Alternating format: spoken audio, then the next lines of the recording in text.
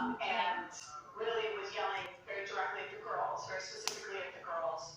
So I moved myself in between him and the girls and asked him, please talk to me. Let's have a conversation, the two of us as two adults.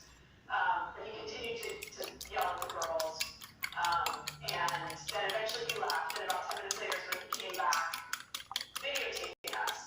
So after our first altercation with him, I went and talked to my girls and told them, I'm really sorry this happened. I'm really sorry you guys for being here.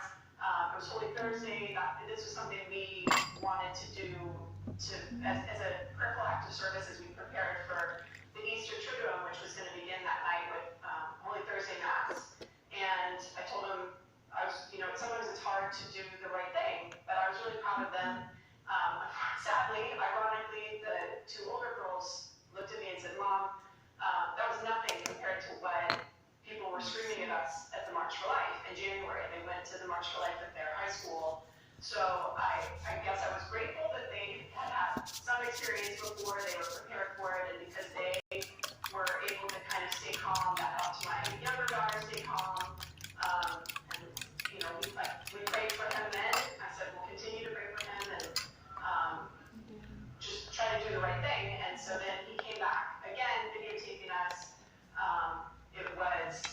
We weren't as shocked because we just had an interaction with him about 10 minutes prior.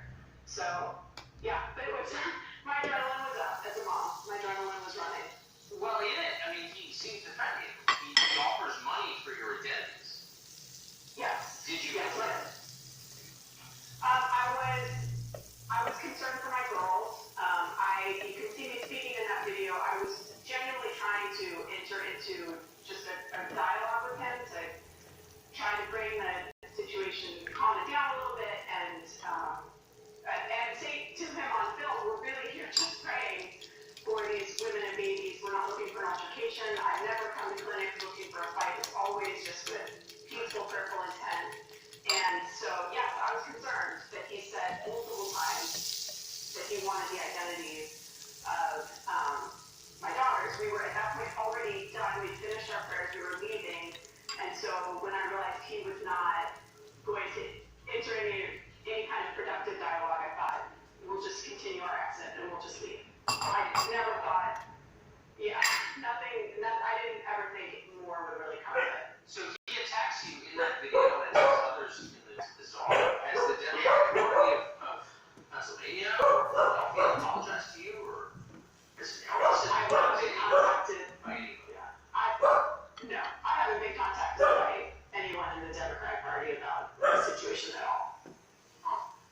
He called you racist, but as I understand it, you're arguing for fewer abortions among African American women. He's arguing for more, but you're the racist. Yes. Yeah, you would have, no, it doesn't make sense to me. You'd have to ask Mr. Sims what his logic is behind that, because I think babies. He won't come on tonight, but you were gracious enough to come, and we're glad that you did. Thanks very much. Thank you. Well, this point, we should remind you that despite what you just saw, and despite all appearance, is not a mentally ill panhandler or a thinker with a drug problem screaming at strangers. Looks like it, but he's not. He's an elected lawmaker. He represents central Philadelphia in the Pennsylvania House of Representatives. He's a star, by the way, in the Democratic Party. He's hung out with Pete Buttigieg. He's got a robust social media following you can check. In 2014, Merrill, that's the performance you just saw, a frothing extremist who's willing to threaten teenagers and attack them for their skin color simply because they disagree with him.